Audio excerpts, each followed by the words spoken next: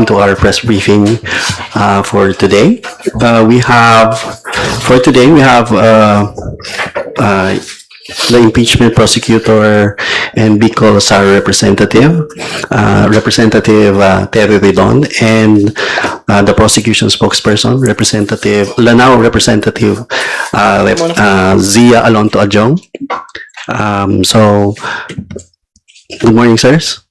Before we begin the press con, let's hear the opening statements of our resource persons, if any. Sir. Magandang umaga po sa ating lahat. Sige po, unahin mo natin si Yakong Zia. Meron siyang prepared statement.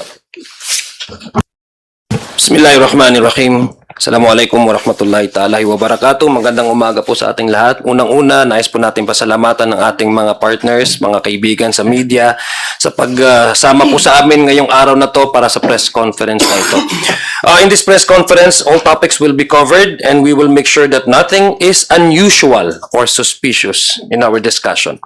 Atin pong sasagutin ang mga naging agam-agam at katanungan ng taong bayang ukol sa naging hearing kahapon po. On the first day of presenting its evidence for Article 1 on confidential funds, the prosecution has proved, without a doubt, and as stipulated by the defense, that the people's money from the Treasury was paid out and in cash by representatives of Vice President Sara Duterte in her roles as Secretary of Education and as Vice President. Article 1 charges the Vice President with culpable violation of the Constitution, graft and corruption, and betrayal of public trust related to her alleged misuse of 612.5 million in confidential funds as head of the Office of the Vice President and of the Department of Education.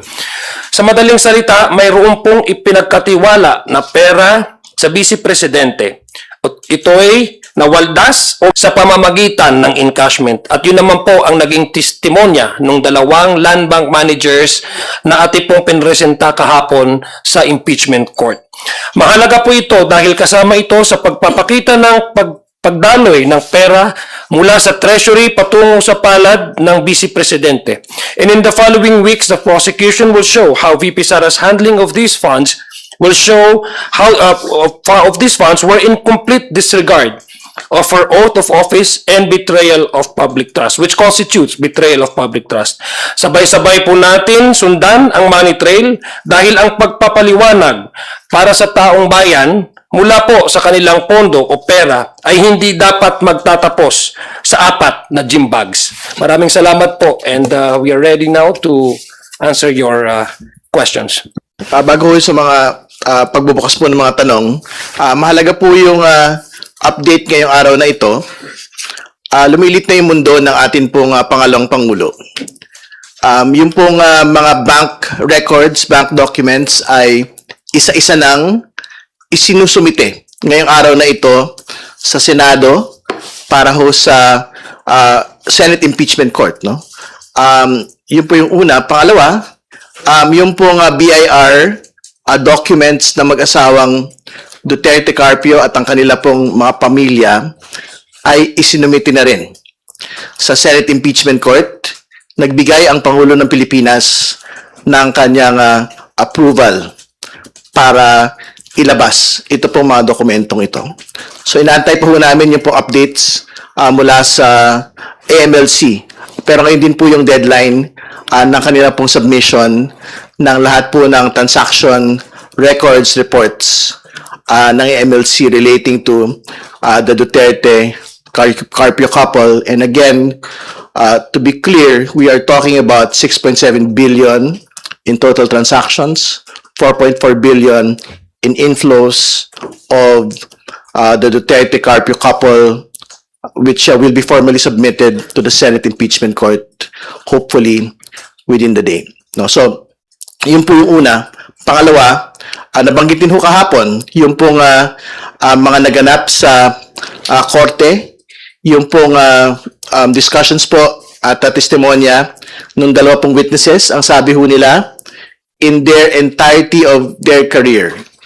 Ngayon lang ho sila nakakita ng gano'n pong kalaking encashment ng pera. Kaya nga ho nila sinabi na ito po ay unusual, ito po ay kakaiba. No? So, I think very relevant, no? Yung po nga, ganun po nga paglalahad. Doon po sa tanong kung paano ginamit o gagamitin at that point yung po nga bultong perang yon.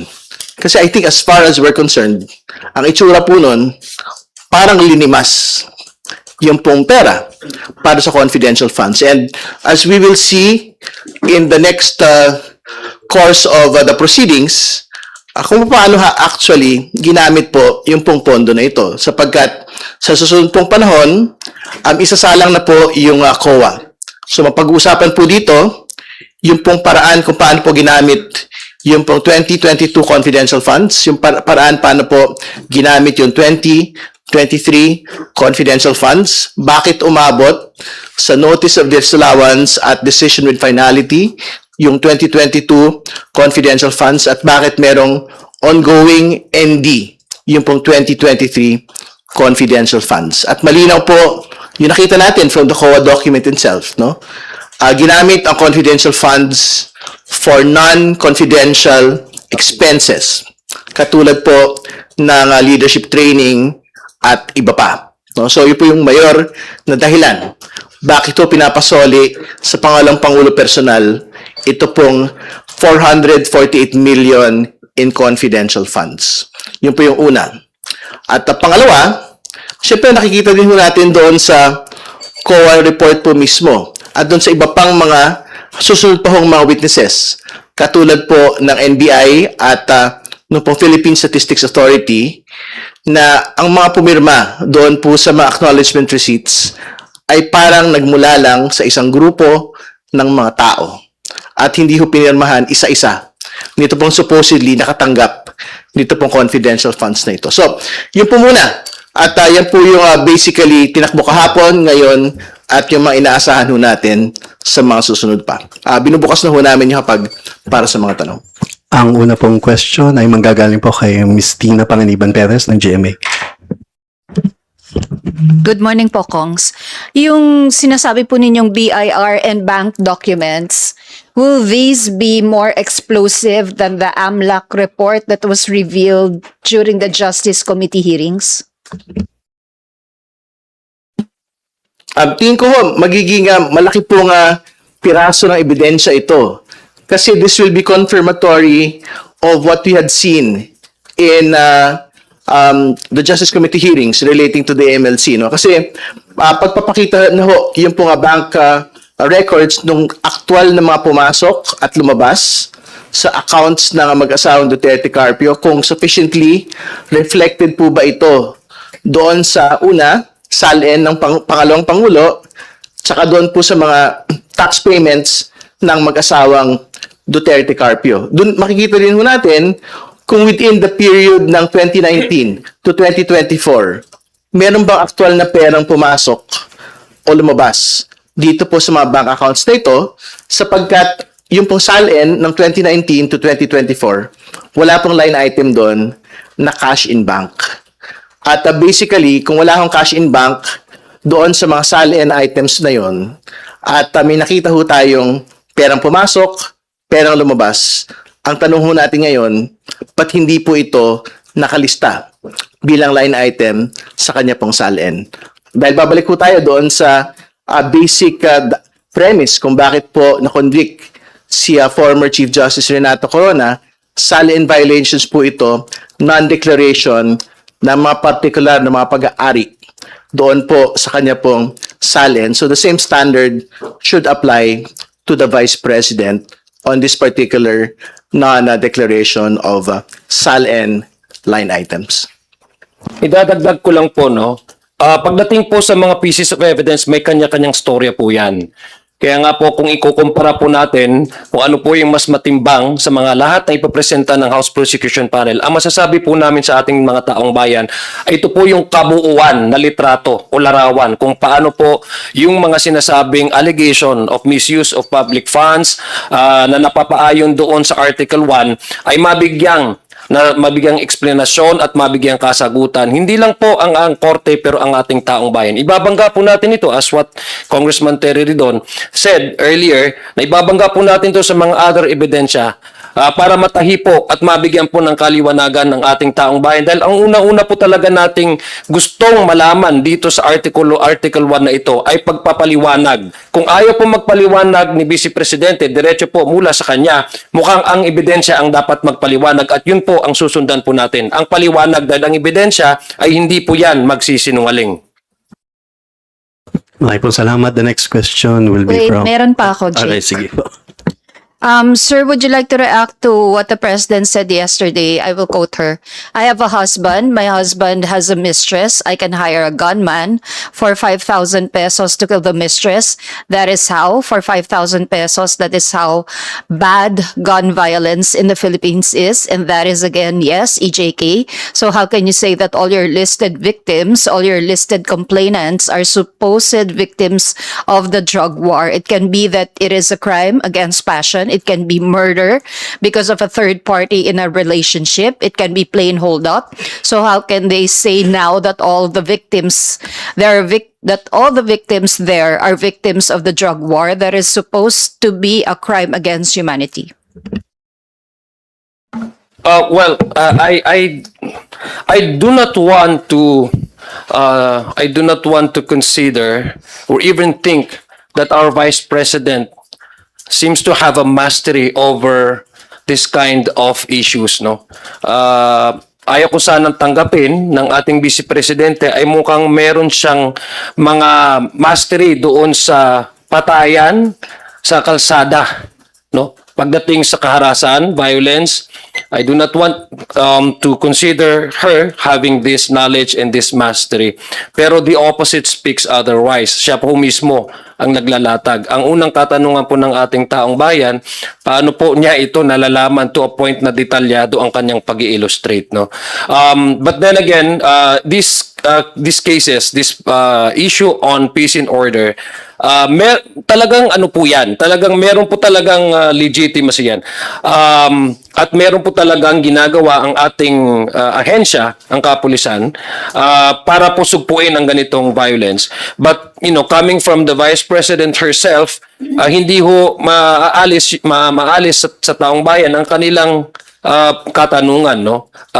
Again, considering that we just concluded the Article 4, which is grave threat, ito'y nagpapatunay na lamang na pagdating sa mga pagbanta o pangyayaring karahasan sa kalsada ay mukhang meron po siyang kaalaman dito. Well, again, with respect, I think the Vice President has a violent mind. Hindi ba? She's being prosecuted today on threats. The last thing I think any person being investigated on threats to do would be to talk about threats, no? At yun exactly yung pinag-usapan na naman po niyang muli. Yung pong contracting a killer for 5,000. And the question is being asked of her, ito ho ba yung presyo na iginawad ng ating pong pangalang Pangulo nung siya po ay nagbanta laban sa Pangulo at sa kanya pong pamilya? Is the price of the life of the President 5,000 pesos only? Hindi ba? Yan ho ba yung exact mechanism kung paano ho niya yan ginawa nung nagbanta siya sa Pangulo at sa kanya pong pamilya?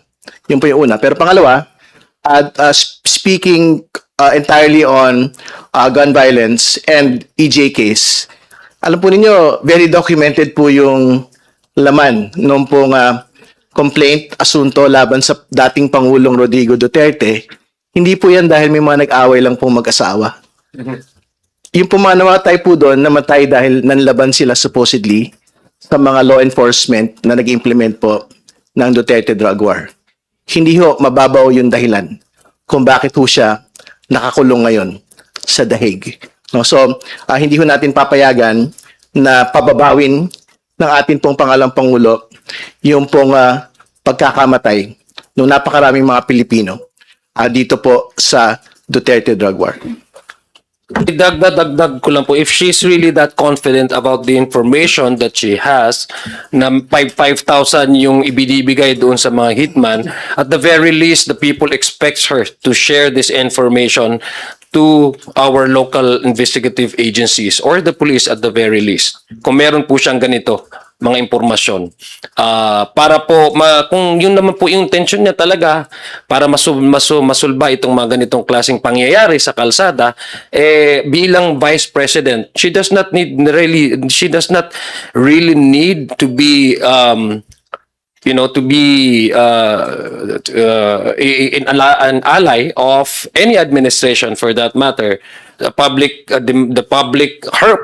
office, being a public office, demands that she at least shares this information if that is what she intends to prove na para mawala itong ganitong klaseng karahasan ito sa kalsada nang nangyayari. Okay. Last po from me, pero non-impeachment. Pareho po kasi kayong members ng Ways and Means Committee. Ano po yung thoughts nyo doon sa sinabi ng Pangulo na itaas yung tax-free income tax ceiling to 350,000? Meron din po kasi mga proposal dito sa House na mas mataas sa 350. We support the President completely. Kailangan po talagang palawakin po yung pong tulong na iginagawad ng pamahalaan sa mga mahihirap po nating kababayan doon sa maliit ang kita at makapos ang kita na nagmumula po sa hanay po ng mga mahihirap at ordinaryong mga pamilyang Pilipino. Mahalaga po yun. Pero syempre, hanggat maaari, maitaas pa ho natin yung pong ceiling nito pong pagtatanggal ng income tax payments, no? Kung pwede ho nga at the very least 500,000 yung pong pinag-usapan po nating ceiling po nung pwede pong makapag-benefit doon sa tax income tax exemption, mas maigi po. So as we go towards the debate, no, doon po sa Ways and Means Committee, tignan ho natin kung ano ho yung pinakaakma na income bracket para po dito. Kasi halimbawa, yung pong pinag-usapan ho natin currently, I think around almost 30,000 lang po. Yung pong pinag-usapan po nating income, monthly income nung pong maapektuhan po nito. Pero ang totoo naman ho, higit pa ho ron eh.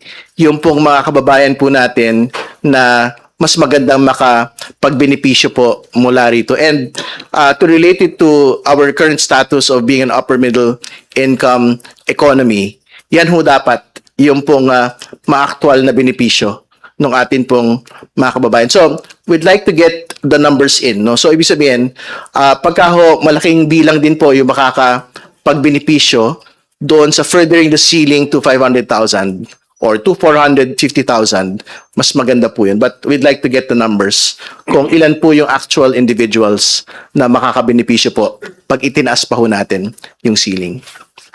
Well, ito po yung mga nagiging ongoing na discussion, public discourse as a result of the experience that we had.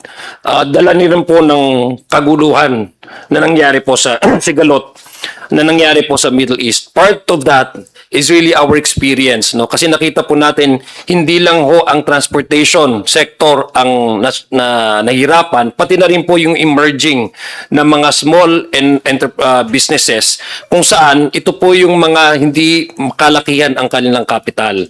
So isa po sa magandang pag-usapan talaga to make it sustainable, yung magiging response ng ating gobyerno ay pag-usapan kung paano po natin matulungan itong mga small businesses, no, mga micro-entrepreneurs para tuloy-tuloy po yung kanilang pag-unlad dahil hindi ho natin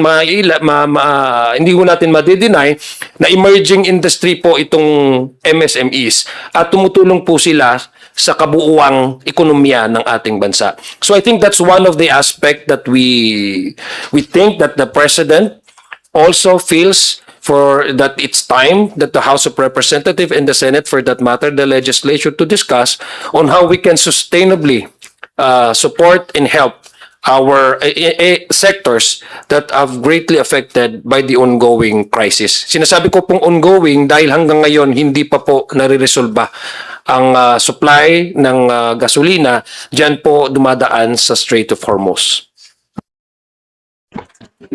Thank you po. The next question will be fielded by Sir Haji Camino Brigada. Good morning po. To follow up lang po dun sa gunman, although naka-move on na po dun sa Article 4 yung prosecution, pero hindi po ba nito, kumbaga, hindi po ba kayo nangihinayang na na-withdraw yung witness doon sa firearms para lang po sana, kumbaga, madugtungan pa yung issue doon sa kakayahan na humawak ng baril, kakayahan po na mag-resort to violence, etc. At saka ina-affirm po ba nun yung inyong stand patungkol doon sa threats against the president nga po? Well, as far as we're concerned naman, sapat na eh. Tapos na po yung presentation po namin ng evidence on threats, no? Dahil ang mahalaga naman po doon yung pagpapakita nung video of the actual threat of the Vice President against the President and his family. Eh di syempre, ano naman ho ito panibagong balita naman po ito doon sa kanya pong remarks. But to answer your question on the firearms, yung pong firearms ownership naman po ng pangalawang Pangulo at ng kanya pong asawa will still be presented, as far as I understand, doon sa unexplained wealth article, no? So, hindi pa naman po ito tapos na tapos. But, syempre, specific na yun po doon sa ownership of firearms and whether or not these had been stated in the salin of the Vice President.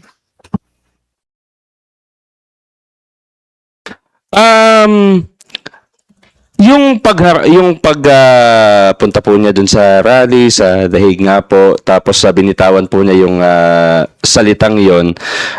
Sa palagay po ninyo, hindi ba siya makakaapekto sa Vice Presidente? Syempre po, hindi siya umaattend nga po sa impeachment trial, tapos may mga ganon pong controversial na mga statements po ang Vice Presidente. Well, una, I think nagrarally lang siya ng support talaga eh. That's how we see it. Like, nakikita po ng taong bayan base po doon sa mga ebidensya at mga testigo nagsasalita sa impeachment court na raramdaman nila yung nagiging epekto nito, no, sa kanyang planong maging presidente in 2028. At hindi public knowledge naman po ang pag-announce nito, ang kanyang plano in 2028. I think that's how she rallies and keeps her support base, no. Kaya nga na nakikita natin na itong ginagawa ng Vice Presidente ay nagiging nagiging kampanya na siya in a way, no? Para ma-determine at saka ma-maintain niya yung sinasabi niyang suporta sa kanyang mga nakukuhang mga grupo, no? Pangalawa din, kaya parati natin sinasabi na mas maganda, halimbawa, na marinig din natin straight from the Vice President itong mga denial na ito. Kung ano man yung mga aligasyon pinipresenta ng House Prosecution Panel, paniwanag mula sa kanya.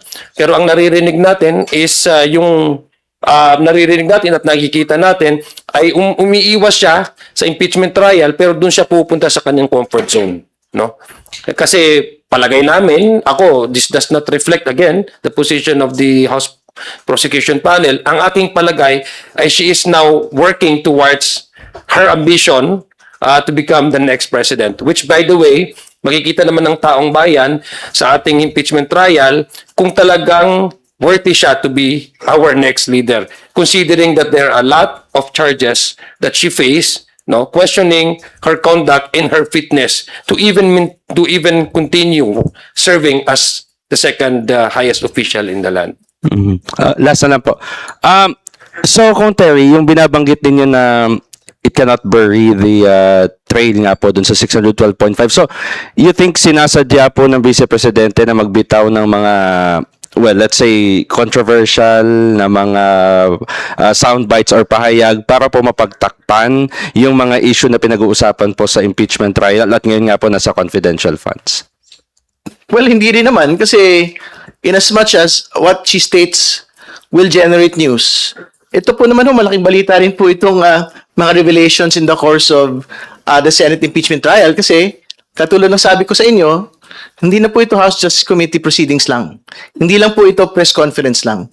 Kundi this is a Senate impeachment court with the right to present direct examination and with the Vice President's counsels with the right to cross, no? So, ibig ko sabihin, pagka natapos pong lahat ng ito, dapat yung katotohanan na ho yung mag-emerge from each and every trial date and each and every article. So, we are not bothered that, well, if that is her objective, we will let her be. Pero, I think we will be able to generate an entirely separate news, no? Mula doon sa revelations po from the trial. The next question will be coming from Ma'am Rosa Licos. Yeah, UNTV po. Good morning, sirs. Kanina po, nabanggit nga po ni Kong Terry na confirmed na may authorization ni PBBM yun pong pag-submit ng BIR ng tax records ni VP Duterte. Can you walk us through lang po sa process? Automatic nyo na po ba itong evidence? And as early as now, copy furnished na po ba kayo ng mga dokumentong ito? Yung pong prosecution panel?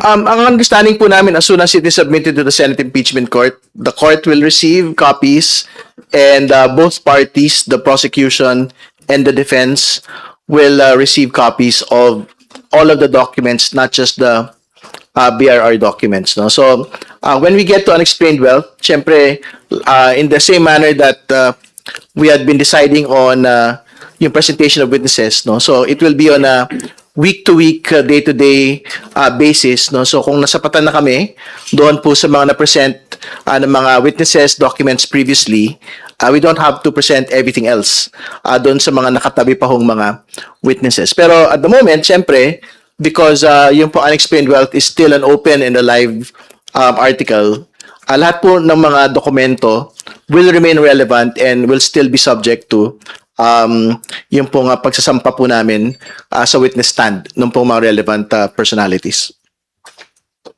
Alright, kung natanggap na po ng Senate Impeachment Court yung lahat ng pinasubpoenaed na documents, kailangan pa po bang magkaroon ng trial conference para sa marking ng mga ebidensya po na yun? Malamang may ganun pong request na pwede pong mangyari. So, magkakaroon po ng within the trial ng pong marking of these particular pieces of evidence. Because I'm quite sure kahit yung defense would also want to be able to mark all of these documents. Alright, second issue ko na lang po. Following po ng pag-file po ng ethics complaints ng civil society groups against one of the senator judges, kay Senator Judge Pia Cayetano, ano po ang reaction dito ng prosecution panel po? Is this a welcome development for you in relation with dun po sa spliced video posted po over her social media page? Well, balaya naman po ating bansa, no, demokratiko naman po ating bansa para ihahin ang bawat sentimento ng ating taong bayan, no. Ito ay nagpapatunay lamang at reflection ito na pagdating po sa impeachment trial na ito, ang taong bayan ay nanonood, nagmamasid, nakikinig, hindi lang po sa loob ng impeachment court, pati na rin po sa labas. So, siniset po nila yung standard ng ating mga senator judges na naayon dun po sa mga lumalabas na mga latest survey wherein 70+% ng ating mga kababayan ang nagsasabing gusto nila na magdesisyon ang korte, ang bawat senator judges base po sa ebidensyang maipapresenta ng bawat panig. So yun po yung reflection nung meron pong pagkadismaya o disappointment ng ating taong bayan dahil nga inaasahan nila na bilang mga senator judges ay magbabase po ang kanilang desisyon doon po sa mga ebidensyang maipapresenta. So this is just a reflection of the recent surveys that came out that most of our kababayans, no, expecting the senator judges to decide and approach this case based on the merits of the evidence and the testimonies of the witnesses of both the panels would present before the impeachment court. Pero sa inyo po ba ay enough na po yun dun po sa ginawa ng senator judge? Satisfied na po kayo doon na meron pong nag-file ng ethics complaint? Hindi ho ba gagawa po ng susunod na hakbang ang prosecution panel regarding po dito sa actuation po na ito? It's not even the question of being satisfied, it's the question of how the public maintains and respects the integrity of the impeachment court by making sure that all sitting senator judges in the court would display a certain degree, at the very least, of impartiality. That is also compliant with the Senate rules on impeachment na lahat po ng mga senador should also maintain their impartiality and to open to all evidences that would be presented by both panels. A last follow-up na lang po on the issue. Kasi po yung Senate Impeachment Court spokesperson po, ang nabanggit niya po, hindi po ma-actionan ng Senate Impeachment Court kung wala naman pong manifestation from either party regarding po dito sa issue nga po na ito na spliced video. Well, we will again. This is an ongoing discussion, and we still haven't reached the decision. The House Prosecution Panel hasn't reached a final decision in relation to this specific concern. Thank you. Thank you. The next question will be from Sir Lance. Hello po, good morning. One clarification lang po kay Kong Terry. Sabi niyo po kasi kanina nagbigay na po ng approval ang Pangulo ng Pilipinas for the BIR documents. Clarification lang, sir. If you just know, may written authority po ba yung presidente mismo to the BIR? Kasi as I understand, tama po ba? Correct me if I'm wrong. The BIR commissioner can just respect the subpoena and actually submit the documents to the court. So, did he actually seek a written authority from the president? No, to be clear, no, yung pong BIR commissioner will have to get the approval from the president, no. So I'm not quite certain whether it's an oral approval or a written approval, no. Pero better to ask the BIR commissioner. But as far as we know, because they had complied and submitted the tax documents, nakuha po nila yung approval from the president. No? So, Okay. pero I'm quite certain meron po yung written approval from the president himself. Okay, sir. So, as to the details kung kailan niya po ito nakuhang approval na to, hindi pa po alam ito ng prosecution sa ngayon. I think better po na yung BIR kasi sila naman yung nag-comply with the subpoena itself. Okay po. Thank you, sir. We recognize Ma'am Vivian Dula.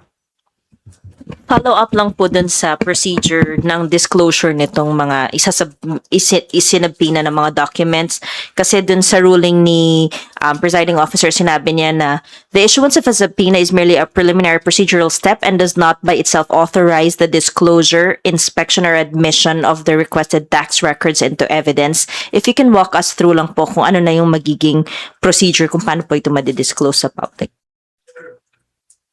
Well, again, syempre ultimately, yung po nga prosecution will have to submit it in evidence, no? When we get to unexplained wealth, no? So, syempre, I'm quite certain the defense will try to object to the submission of these documents, BIR, AMLC, bank records, in evidence, no? So, the presiding officer or the court will have to decide on the day that it will be submitted in evidence on whether or not ipapasok or papapasukin yung pong mga ebidensya po na ito. So ultimately, yun po yung during the testimony proper ng pong mga relevant personalities. Pero syempre, magkakaroon din po kasi ng offer of evidence sa dulo. So, dun, sa dulo pong yun ay sigurado po kami, the defense will, of course, try to object to it also. No? So, sa dulo-dulo ho, yung pong impeachment court, yung pong magpapasya. Are you optimistic? I think we have a high optimism on all of it, lalo't higit. Nagpaliwanag naman po yung pong Senate Impeachment Court as to why these documents are being subpoenaed. Sinabi ho nila there is no basis to state confidentiality on BIR and AMLC documents, and on the bank records, very clear naman po na exception po ito to the bank secrecy law. So I'm quite certain there is no reason for the Senate Impeachment Court to actually object to the admission of all of these evidence during the course of the trial. And if you would have info lang din po on how soon can the prosecution get copies of it? Kasi parang may announcement din in the past, diba, si presiding officer na ipaprocess muna ng Senate impeachment court kung may mga maselang impormasyon na hindi dapat maibaba. Ang understanding ko po, today and in the next couple of days, the court itself will look into the documents that have been submitted, but as soon as it is available, it will be given to the prosecution. No, so antayin lang po namin. Darating naman po yung araw na yun na makikita po namin yung mga dokumento themselves.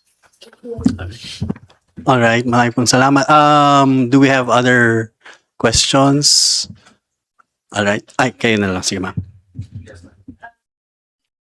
po nasa Senate na po yung mga records kasama yung BIR na alam naman po natin na kailangan ng permission ng Pangulo. Ano ba ito? Dapat ngayon lamang may hands ang Malacanang dito, o especially ang Pangulo dito sa impeachment against Vice President Sara Duterte.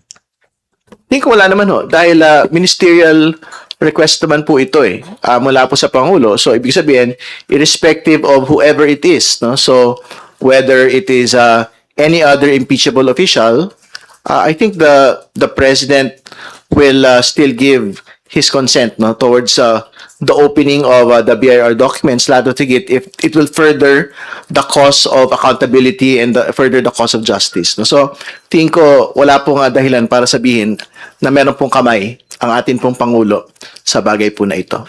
Ako, para po sa akin, it does not matter kung sino po yung nag-request nito, at matters is nandyan po yung mga ebidensya. Kasi kung tunay po na maayos ang paggamit ng pondo na ito, ba't ho matatakot yung kabilang panig, no? Kung ang kanila pong posisyon ay wala po silang nilabag na batas o polisiya at wala dapat silang pananagutan, dapat nga po mas i-welcome nila itong ganitong paraan. Kasi dito po mabubuksan yung tunay na nangyari, at kung talagang posisyon nila is wala silang ginawang labag sa batas, ay hindi ho sila matatakot dito. So, wala na pong questions.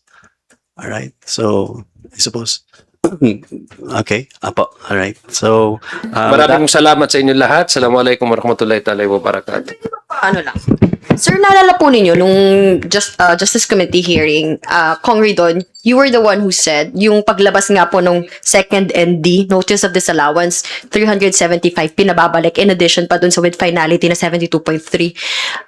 Doon nyo po sinabi na nakikita po dito lalo, pinalalakas yung second ND, yung inyong claim nga, nung may pattern of a misuse ng confidential funds that will rise to a level of a betrayal of public trust dito laban kay VP Sara. Gaano po kalakas itong mga iuupo niyong testigo, yung mga findings nila sa susunod na linggo?